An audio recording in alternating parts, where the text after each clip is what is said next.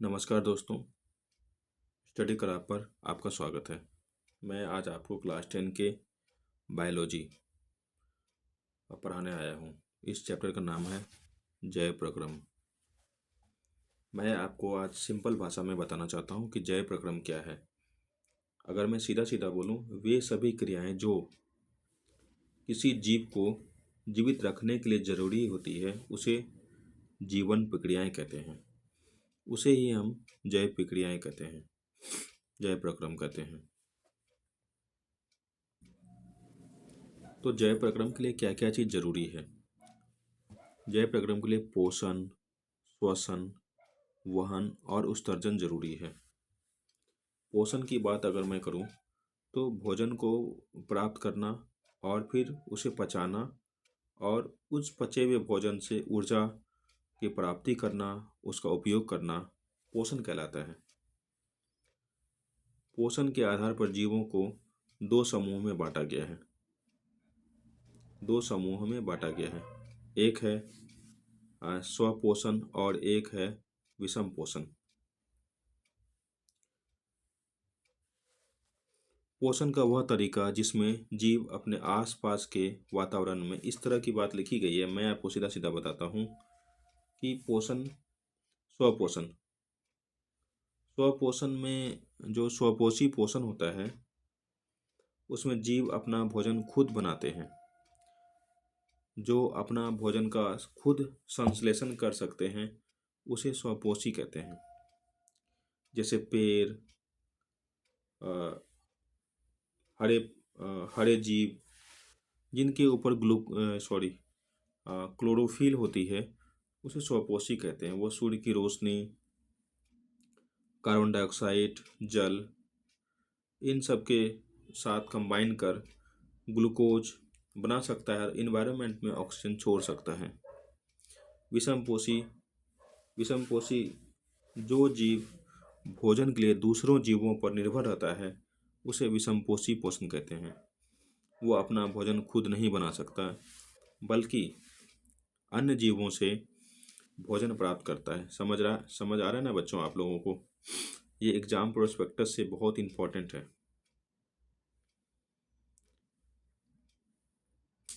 प्रकाश संश्लेषण वह प्रक्रम है जिसमें स्वपोषी बाहर से पदार्थों को ऊर्जा में संचित रूप में परिवर्तित करता है। ये पदार्थ यानी प्रकाश संश्लेषण एक प्रक्रिया है जिसमें जो हरे पौधे होते हैं वो अपने इन्वायरमेंट से कार्बन डाइऑक्साइड और फिर ज़मीन से जल लेकर सूर्य की प्रकाश की उपस्थिति में क्लोरोफिल के साथ एनर्जी बनाते हैं, यानी कार्बोहाइड्रेट बनाते हैं। इस कार्बोहाइड्रेट को हम लोग ग्लूकोज भी बोलते हैं।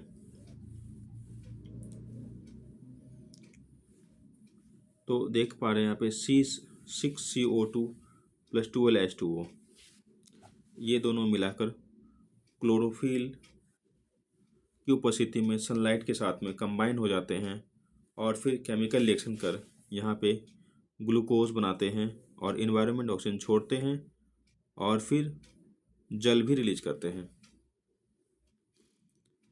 प्रकाश संश्लेषण के लिए क्या चीज़ कच्ची सामग्री में ज़रूरत है? सूर्य का प्रकाश चाहिए, यानी प्रकाश संश्लेषण सिर्फ दिन में होगा। क्लोरोफिल, जो पौधे हरे होते हैं जिसमें क्लोरोफिल की मात्रा होती है। कार्बन डाइऑक्साइड चाहिए।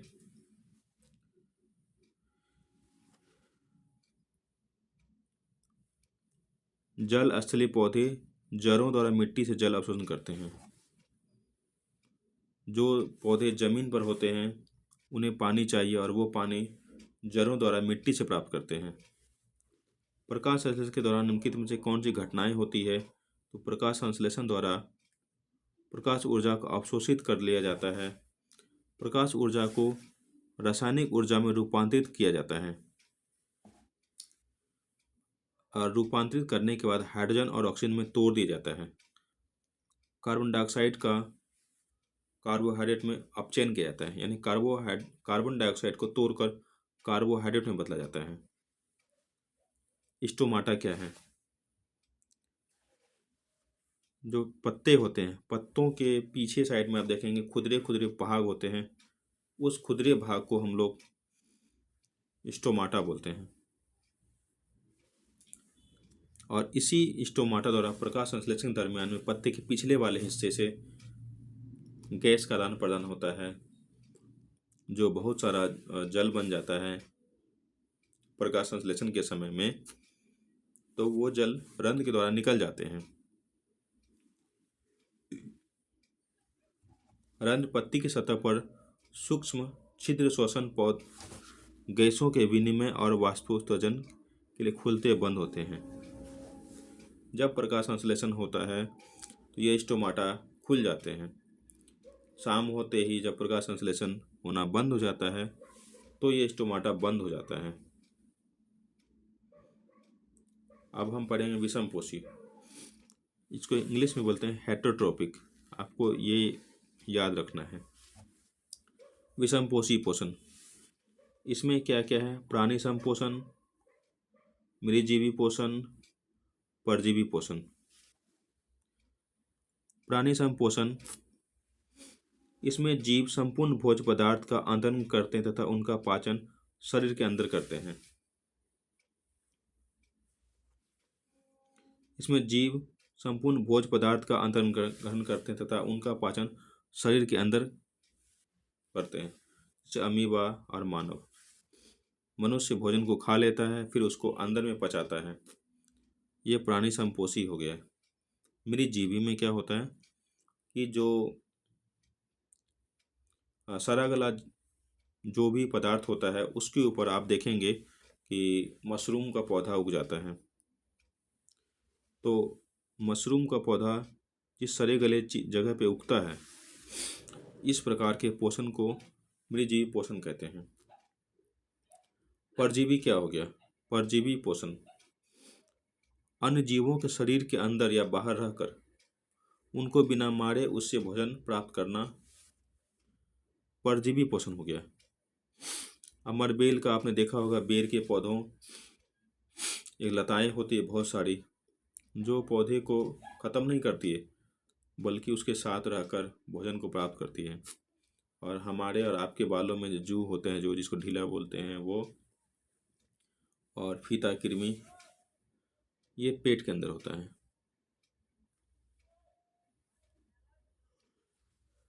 अमीबा में पोषण देख पा रहे हैं आप। अमीबा एक कोशिकीय जीव है। यह भोजन को चारों तरफ से घेर लेता है और उसके बाद धीरे धीरे कर अपनी एंजाइम से उसे पचाता है।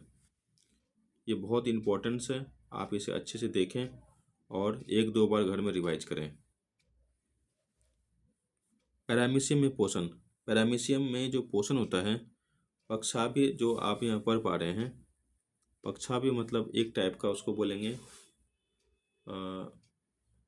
सूडोपोडिया बोलते हैं इंग्लिश में, एक पैड टाइप का होता है और भोजन विशेष स्थान से ही ग्रहण किया जाता है। मतलब भोजन को वो चारों तरफ से उसको घेर लेता है, फिर धीरे धीरे करके उस भोजन को अपनी जो डाइजेस्टिव एंजाइम होती है उसकी सहायता से उसे डाइजेस्ट कर लेता है और फिर उसी पार्ट से जो वेस्ट मटेरियल होता है उसे निकाल भी देता है। नेक्स्ट है मनुष्य में पोषण। मनुष्य में पोषण, तो मनुष्य में पोषण के लिए मनुष्य में पोषण 5 चरणों में होती है। पहला है अंतर्ग्रहण करना, भोजन का अंतर्ग्रहण करना जो मुख से होता है। फिर दूसरा है चबाना, यानी भोजन को चबाना जो दांत की हेल्प से होता है। और फिर उसके बाद जीवा जो लार को भोजन को लार के साथ पूरी तरह से मिलाने का काम करता है। उसके बाद लार ग्रंथि, लार ग्रंथि से निकलने वाले रस को लार रस कहते हैं, ये लार कहते हैं। ये स्टार्च लार एमिलेस एंजाइम या मल्टोस शर्करा भी कहते हैं इसको। भोजन ग्रसिका, मनुष्य में अमाशय तक भोजन ग्रासिका की संक्रामकुंचन गति द्वारा पहुंचता है। मैं आपको बताता हूँ, ये फूड पाइप है। भोजन ग्रासिका जो है ये फूड पाइप है, इसे हिंदी में भोजन ग्रासिका कहते हैं। और इसमें जो डाइजेस्टिव का जो बॉडी पार्ट होता है उसमें इस टाइप का ऐसे दबाव पड़ता है जिसके कारण भोजन धीरे धीरे फिसल फिसल कर नीचे आता है। इस तरह के मूवमेंट को हम लोग पेरिस्टलेटिक मूवमेंट कहते हैं इंग्लिश में, और हिंदी में क्रमाकुंचक गति कहते हैं। फूड पाइप से स्लिप करते हुए जब भोजन छोटी आंत में पहुंचता है,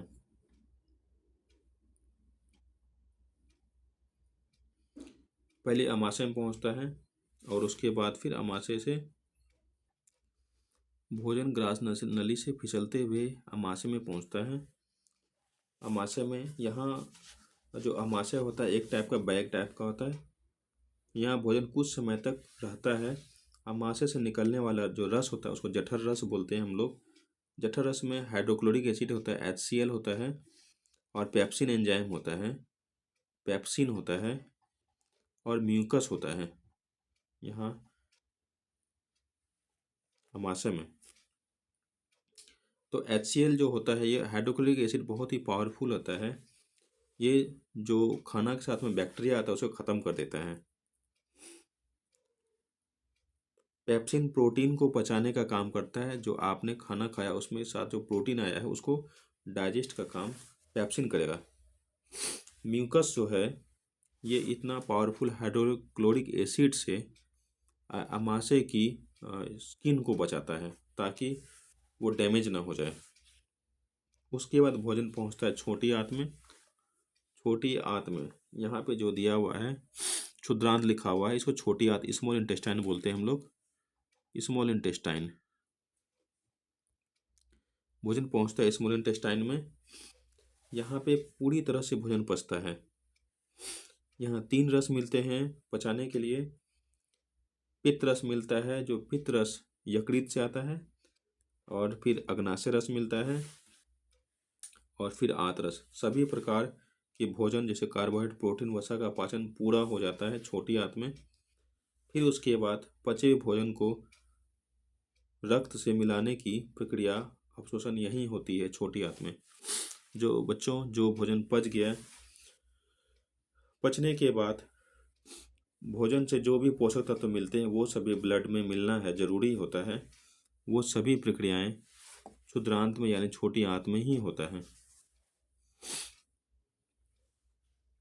उसके बाद जिसको हम लोग एसिमिलेशन भी कहते हैं, और उसके बाद इंजेशन वाली बात आ जाती है। तो जो भोजन बचा रहता है वेस्ट मटेरियल वो वहाँ से बड़ी आंत में आ जाता है, और बड़ी आंत में वाटर में जो फूड में वाटर होता है उसको एब्जॉर्ब कर लिया जाता है। फूड के वाटर को एब्जॉर्ब करने के बाद यानी बड़ी आंत में करने के बाद ये इजेशन के लिए यानी बाहर निकलने के लिए गुदा के द्वारा बाहर निकल जाता है, जिसे हम लोग विक्षेपण कहते हैं या इजेशन कहते हैं। तो यही फाइनल होता है डाइजेस्टिव। जितनी बात मैंने आपको बताई ये सभी बातें यहाँ लिखी गई है। जैसे अमाशय से पेप्सिन निकलता है, अमाशय में जठर ग्रंथियाँ हैं और उससे पेप्सिन निकलता है। पेप्सिन प्रोटीन को बचाता है, ये आपको याद रखना है। फिर हाइड्रोक्लोरिक एसिड है, जो मैंने कहा कि हाइड्रोक्लोरिक एसिड जो होता है, जो बैक्टीरिया जो बॉडी में आता है ना उसको ख़त्म करने का काम करता है हाइड्रोक्लोरिक एसिड। और फिर अमाशय के आंतरिक स्तर की अम्ल से रक्षा करता है ये श्लेष्मा। मैंने कहा था कि बॉडी डैमेज ना हो जाए उसको बचाने के लिए। फिर क्षुद्रांत, क्षुद्रांत मतलब इंटेस्टाइन, स्मॉल इंटेस्टाइन। यहाँ पे क्या होता है, यहाँ पे निकलता है इंटेस्टाइन से डाइजेस्टिव जूस, जो कार्बोहाइड्रेट को ग्लूकोज में तोड़ देता है और फैट को वसा अम्ल ग्लिसरॉल में तोड़ता है, प्रोटीन को अमीनो एसिड में तोड़ देता है। उसके बाद यकृत, यकृत तथा अग्नाशय से स्रावन होता करती है। यकृत क्या रिलीज करती है, ये पित्त रस। पित्तरस है, पित्त लवण। मैं बताता हूँ पित्तरस क्या करता है। जैसे बॉडी में डाइजेस्टिव पार्ट में हाइड्रोक्लोरिक के कारण वो फूड एसिडिक हो जाता है और उस एसिडिक फूड को डाइजेस्ट करने में दिक्कत होती है, तो उसको न्यूट्रलाइज करने के लिए पित्तरस द्वारा, यकृत द्वारा पित्तरस छोड़ दिया जाता है ताकि वो न्यूट्रलाइज हो पाए, ताकि पचने में कोई समस्या ना हो। अग्नाशय द्वारा अग्नाशय रस रहता है, जैसे एमिलेज एंजाइम, ट्रिप्सिन और लाइपेज एंजाइम। प्रोटीन क्या करता है, प्रोटीन को तोड़ता है ट्रिप्सिन, इसमें पेप्टोन्स में। वसा को लाइपेज तोड़ता है वसा अम्ल में, और स्टार्च को एमिलेज तोड़ता है ग्लूकोज में। उसके बाद है दीर्घ रोम, देख रहे हैं, जिसको हम लोग सीलिया बोलते हैं, सॉरी, फिंगर लाइक स्ट्रक्चर होता है इस टाइप का, जो कि छोटी आंत में होता है, जिसको दीर्घ रोम बोलते हैं। ये जितने पोषक तत्व हैं उसको एब्जॉर्ब कर ब्लड में भेजता है, ब्लड में इसको भेजा जाता है, ब्लड में सेंड करता है, ताकि उसका पोषक तत्वों का शरीर में ऊर्जा प्राप्ति के लिए और मरम्मत के लिए उपयोग में लाया जा सके। उसके बाद देख लें बृहदान्त्र यानी लार्ज इंटेस्टाइन, जल का अवशोषण और फिर वेस्ट मटेरियल गुदा द्वारा शरीर से बाहर निकाला जाता है, वो लार्ज इंटेस्टाइन में होता है।